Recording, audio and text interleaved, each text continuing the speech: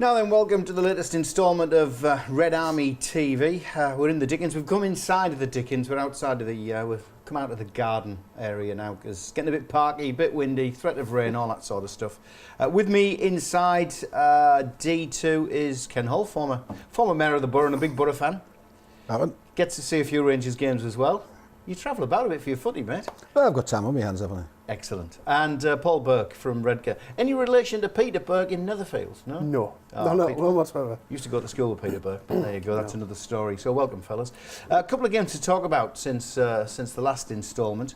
There was the trip to Hull and then obviously the trip to Ipswich. A couple of away games on the bounce.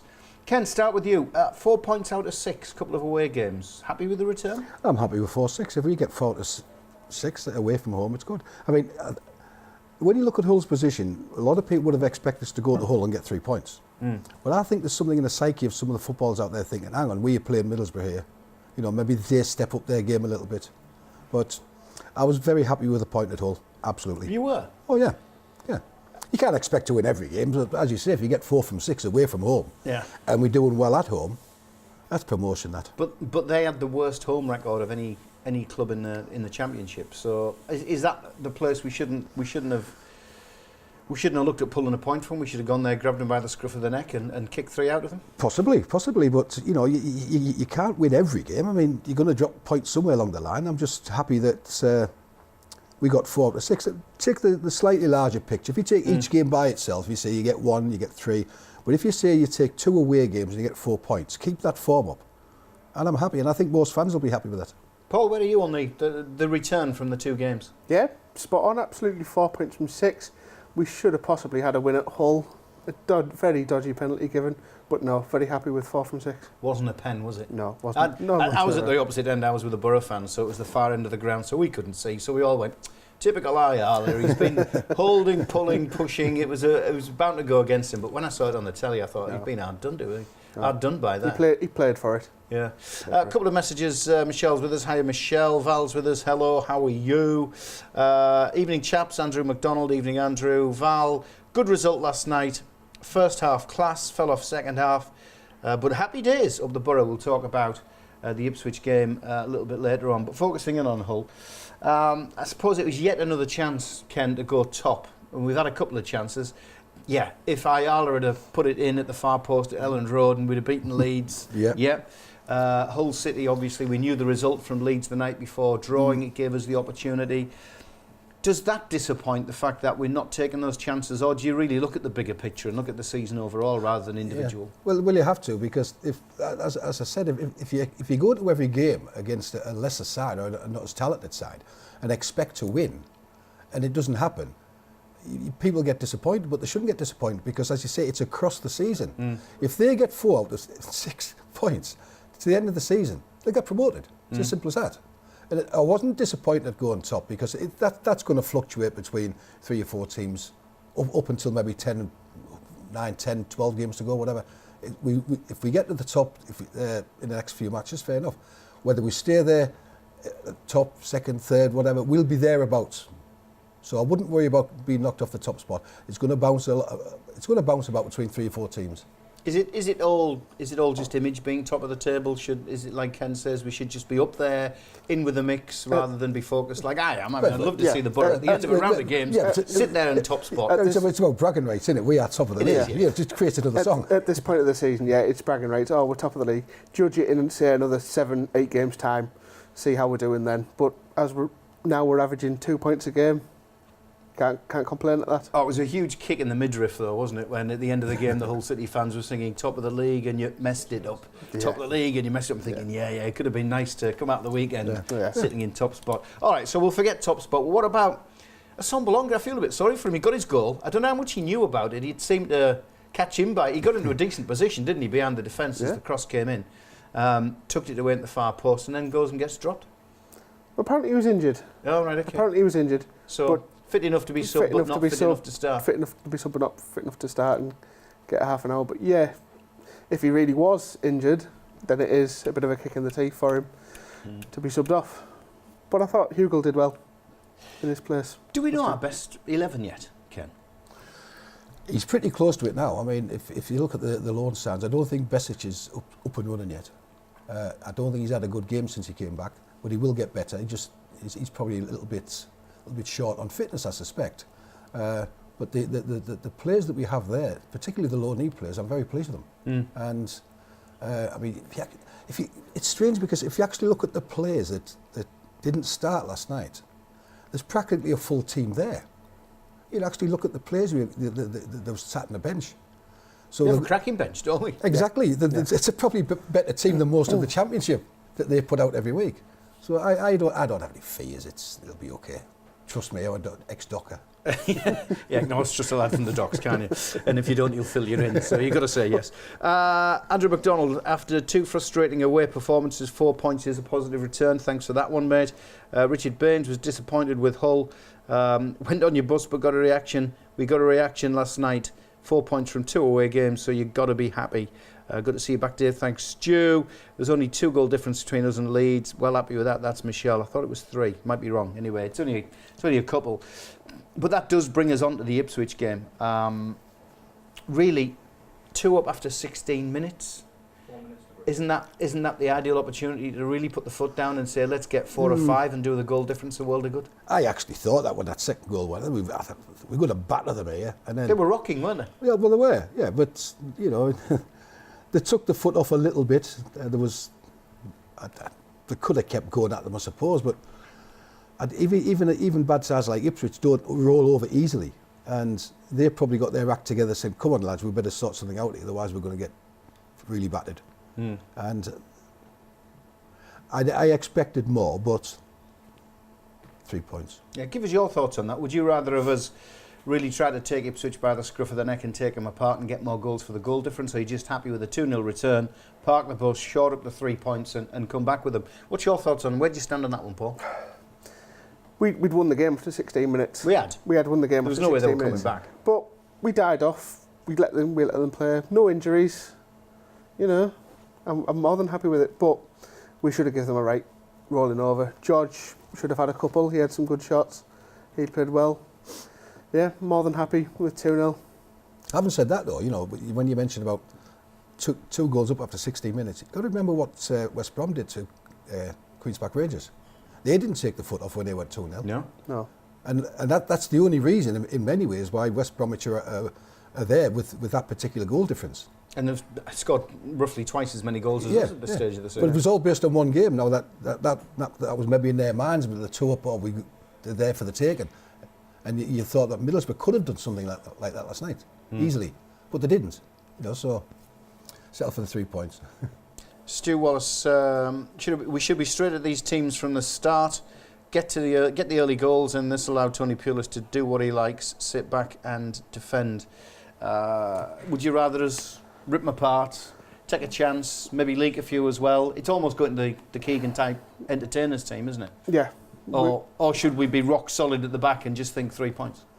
This is a Tony Pulis team. We should be rock solid at the back, and we have been. I mean, we're the top 5 for goals conceded across the whole of the EFL, and once we score once, we don't lose. I don't think we've lost since April last year once we've scored 1 goal.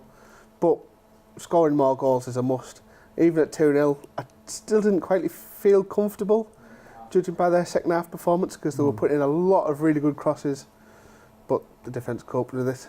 Yeah, I was doing some stuff for Sky at the Hull game, and all they wanted before the game, they said, all we want you to talk about after the game is this defence.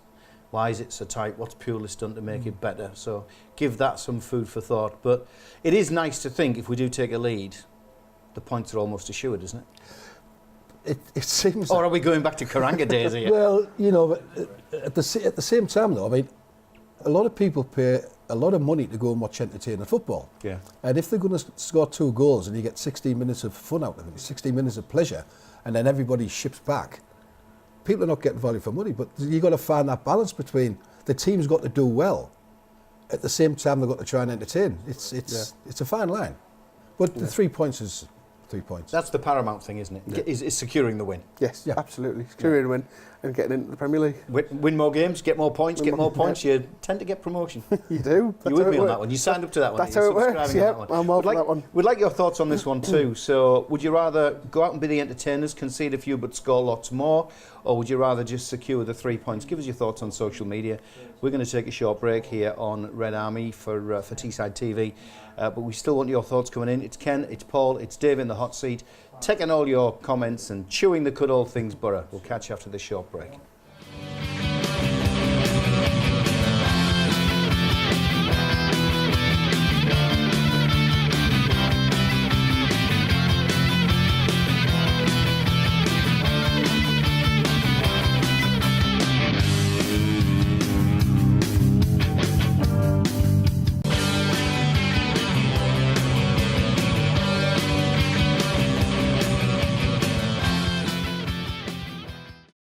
Welcome back.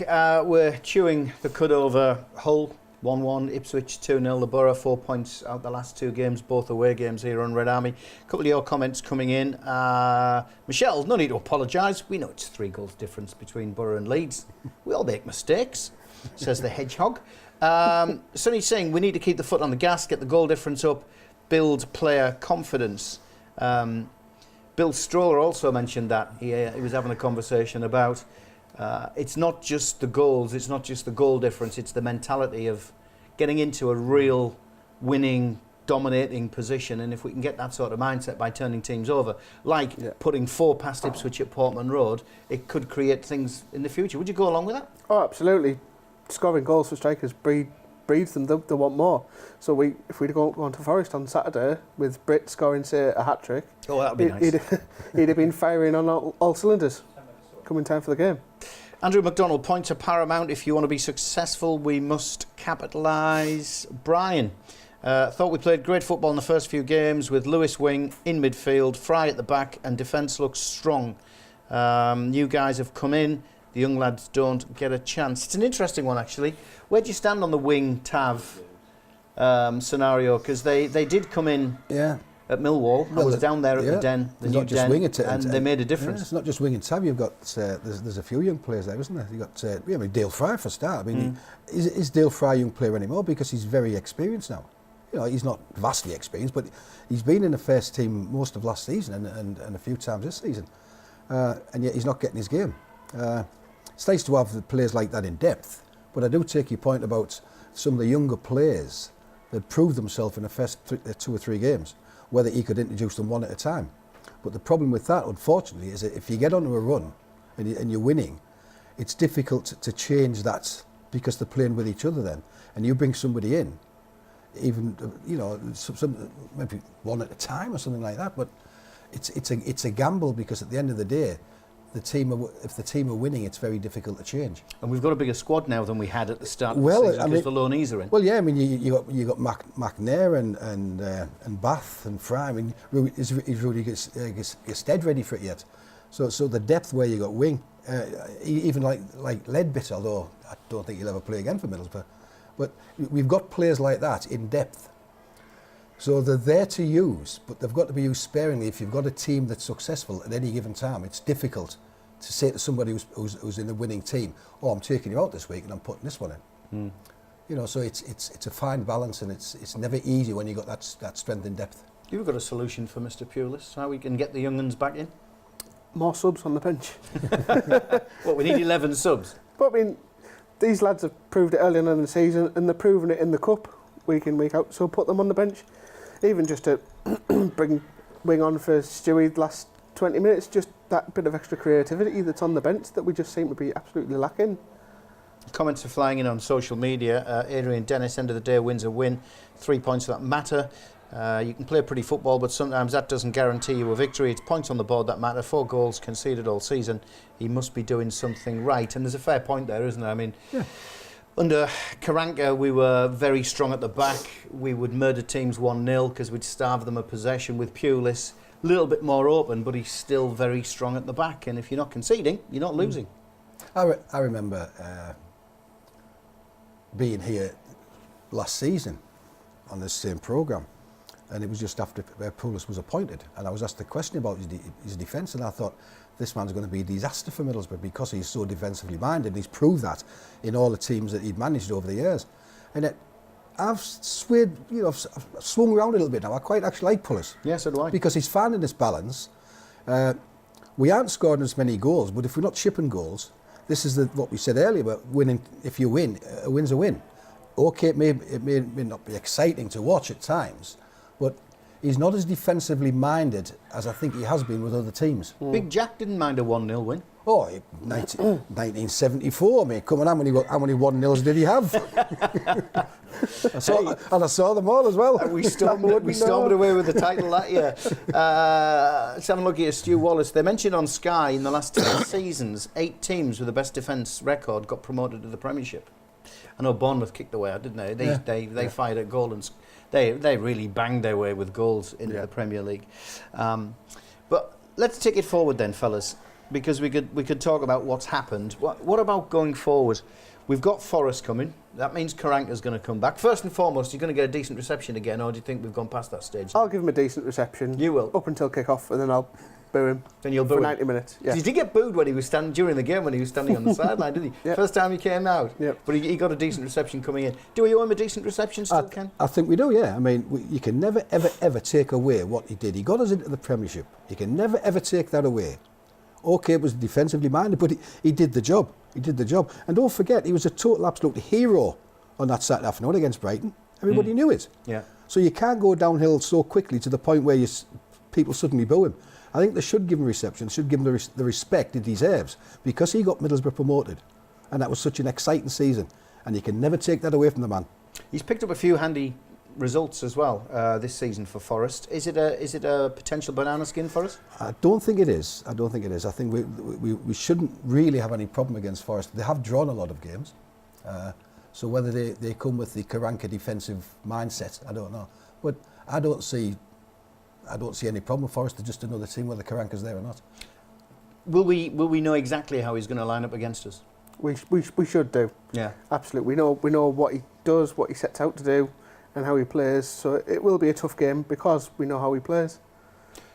Will Brittason Bolonga get a start and finally get a goal against Forest? Because I felt so sorry for him when we were down there. Start of the season last year, he got tortured. If anything's going to fire that man up, it's going to be playing against Forest. I'll put my neck on the line and say he's going to get 2. Oh, there you go. Big shout. We'll come to predictions very shortly, so don't tell us scorelines. But from the Borough's perspective and looking ahead, obviously Leeds are up there, top of the table at the moment. West Brom are in the mix. Sheffield United are not far away, and we've got them to play soon enough as well.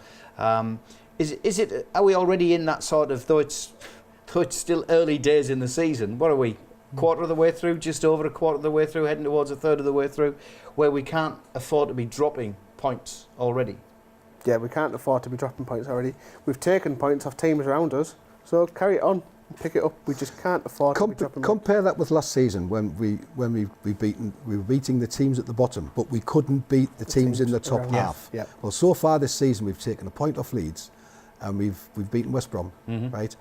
And we're doing well away from home. Now last season was totally the opposite. Now that's important. That so this is why I didn't think Hull was such a big blip.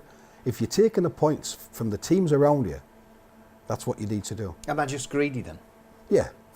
Okay, that's fair enough. I accept that. Do you want to get promoted with 99 points or 98 points? 100 points. It'd look very nice. Spoil all those tables and the graphics on TV. I'd settle for 98 points. You'd settle for 98, wouldn't you? Where are you with this? Going forward, should we be just focusing on the wins? Should we just be focusing on performances? I mean, we have got messages saying we should be doing both. Let's secure the points, but let's go out and entertain. That's not going to happen, is it? Any way to get out the league by any means possible. 1-0 wins, 2-0 wins. Just do what we keep doing. Do it over the course of the season, just to get us out of this league and in the Premier League with the big boys. This is an interesting one. Jackie says we need our forward players to do as good a job as our defenders. But isn't it to do with service, Ken? Absolutely. Are we giving service, the right service? You could have Messi up front in that Middlesbrough team, but he wouldn't score because he'd be up there by himself. Look at Negredo in the Premier League season. Yeah. Last season, Negredo, he was up there by himself. He was like a statue. You know, there's no movement because nobody's helping him. He was winning the flick-ons and then turning and running after them well, himself. yeah. Having said that, Negredo was our best defender last year, so he really was. But it doesn't matter who you put up front. If they're not going to get the service, they're not going to score. And this is where I feel sorry for Britt at times. He's often by himself, you know. And then people get onto him and have a go at him for not scoring goals. Well, give him the bleeding ball. Help him. Run with him. But they don't. What is our best striker? Striking line, formation. Is it one up front? Is it one up front with Braithwaite behind? I know we did try at Hull, the two strikers. That's the one that got us the wins before the last international break that we were doing so well with. The one up front. I've not seen the two up top work at all yet this season. I think Karanka gave us it once, didn't he? And then came out Did publicly he? and said, there you go, I've given the fans Oh, what that's they it. wanted. It was away. Was it away? It was away match, wasn't it? Which game was it? I can't remember. He did it once. It was away from home. There was a huge clamour, wasn't it, by fans? We need two up front, we need two up front. He did it once. He And we got beat. And he went, nah, told you. I forget it was against, but we got beat. I remember it. Yeah, absolutely. So, Forrest, what are you expecting? Victory. A victory, nothing but, yeah. But it will be a tough game. Like I said, we know how he sets out. We know how he'll do. But Scoreline? I'll go 2-1. You're going to go 2-1 Borough. We're going to concede against them. Yeah. But you're going to get Brit to have two. Yeah. Ken, where are you? I'm going 2-0. 2-0 Borough? 2-0 Borough. I went that for Ipswich during the week and got it right. I'm going to go it again for Forest. Put us in a nice position, wouldn't it? It's because a couple of the top teams have got to play each other over the next few weeks. I wouldn't worry about the other teams. We just need to concentrate on what we're doing. I'm not interested in what Leeds or West Bromwich do. If Middlesbrough keep on going the way they are, and keep on playing the way they are, and keep on getting those points, ugly points, fair enough. Yeah. But don't worry about the other teams. I don't think the players do. Just go out there and do it. Fantastic. We're out of time, fellas. Don't forget there's a Red Army coach going to Sheffield Wednesday as well. Details on the website. Fellas, we'll have to do it all over again, but we're out of time. We'll catch you next week. See you.